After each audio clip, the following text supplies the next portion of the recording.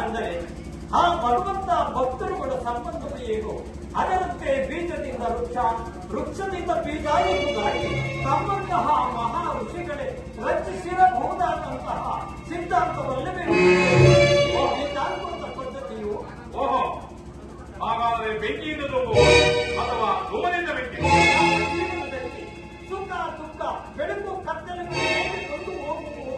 ಅದರಂತೆ ಈ ಅಗ್ನಿ ಧೂಮದ ನ್ಯಾಯವು ತಾನೇ ಕೊಟ್ಟರೆ. ಮಹಾರಾಣಿಯವರೇ, ನಿಮ್ಮಲ್ಲಿ ಒಂದು ಪ್ರಶ್ನೆ. ಏಕಾಕ್ಷರ ಎನ್ನುವುದರ ಅರ್ಥವೇನು?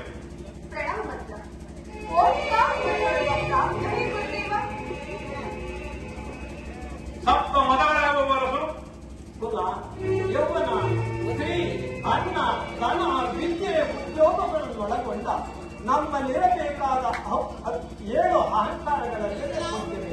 ದಶವಿಧ ಧರ್ಮಗಳಾವು? ಪ್ರೇಮ, ಸಮಾಧಾನ, ನಮ್ರತೆ, ಸತ್ಯ, ಸ್ವಚ್ಛತೆ, ಅಕಿಂಚನತೆ, ಬ್ರಹ್ಮಚರ್ಯ ಎಂಬ ನಮ್ಮಲ್ಲಿರಬಹುದಾದ 10 ಅಮೂಲ್ಯ ಗುಣಗಳಲ್ಲವೇ ಹೊಂದಿವೆ. ಚತುರ್ದಶ ವೃತ್ತಗಳೆಂದರೆ ಯಾವುವು ಮಹಾರಾಣಿಯವರೇ? ಲಕ್ಷ್ಮಿ, ಕೌಸ್ತವ, ಪಾರ್ವತ, ಸುರ, ಧನ್ವಂತರಿ, ಚಂದ್ರಮ, ಐರಾವತ, ಉಚ್ಚೈಶ್ರವ, ಶಂಕು, ಹರಿಕನಸು, ಅಪ್ಸರೆ, ವಿಷ, ಅಮೃತ, ಐರಾವತ ಎಂಬ 14 ರತ್ನಗಳಲ್ಲೇ ಇಷ್ಟೆಲ್ಲ ವಿಷಯಗಳನ್ನು ಸರಳವಾಗಿ ಅಧ್ಯಯನ ಮಾಡುವ ಈ ವೃದ್ಧ ವಯಸ್ಸಿನ ಸತಿಪತಿಯರನ್ನು ದಿವ್ಯೆಯಿಂದ ಕೊಂಡಾಡುವುದು. ಸಮಯವಾಯಿತು, ಇನ್ನು ಭೋಜನಾದಿಗಳಿಗೆ ತೆರಳಬಹುದಲ್ಲವೇ? ಭೋಜನ? ಈ ನಿಮ್ಮ ಸೇವಾ ಮನೋವಿಲಾಸೆಯ ಅನುರಕ್ತಿಗಳಿಂದಲೂ ಮುಗಿದಾದರೆ ಈ ಭೋಜನ ಸಮಯವು ಈ ನಿಮ್ಮನ್ನು ಹೊಡೆದ ತಂದೆ ತಾಯಿಗಳು ಎಂತ ಸೃಜನಶೀಲರು, ಅಂತೆ ನಿಮ್ಮ ಉದರದಲ್ಲಿ ಜನಿಸಿರಬಹುದಾದ ಪ್ರಖ್ಯಾತಿಗಳಾಗಿ ಕೀರ್ತಿ ಗಳಿಸಿದೆ.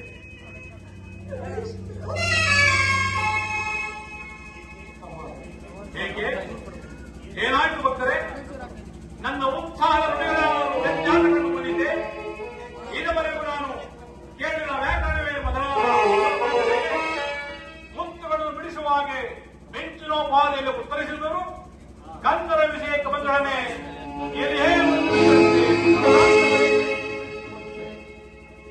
ನೀನು ಕುರಿತು ತಲೆಗುರುಳಲ್ಲಿ ಭಯಪಡುವುದಿಲ್ಲ.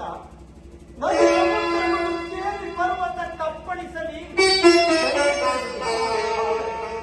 ಆದರೆ ಈ ಪುತ್ರರ ವಿಚಾರ ಬಂದೊಡನೆ ನಮ್ಮ ಕರುಳು ಕತ್ತರಿಸಿ ಹೋಗುವುದು ಸ್ವಾಮಿ. ಏನು ಇವರು ಸಂತಾನ ಇದ್ದಾರೆ? ಹಾಗಾದರೆ ಈ ನಿನ್ನ ಪಾದಗಳಿಗೆ ಗಂಧ ಈ ನಿಮ್ಮ ಒಡ್ಡುಗರೇ ಯಾವ ಭೋಗ ಭಾಗ್ಯಗಳು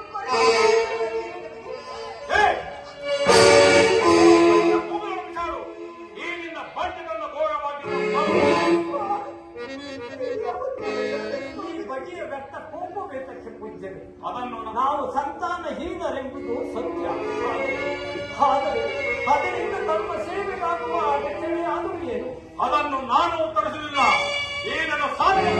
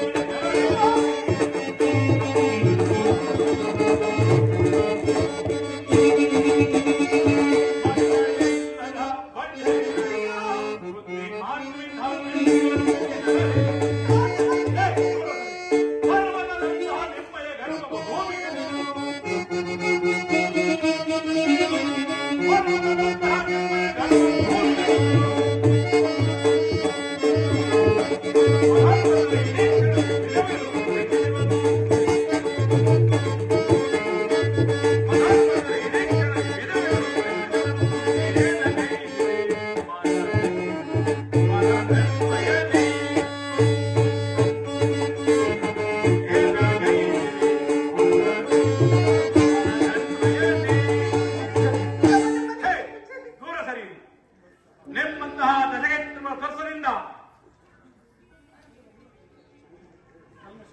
ಕಲ್ಮಸಗೊಂಡಿರುವ ನನ್ನ ಕರಚರಣಾದಿ ಕಾವಿ ಕಮಲಗಳನ್ನು ಯಾವುದಾದರೂ ಜಲಾಶಯ ತೊಳೆದು ಪವಿತ್ರವಾಗಿಸಿಕೊಳ್ಳುತ್ತೇನೆ.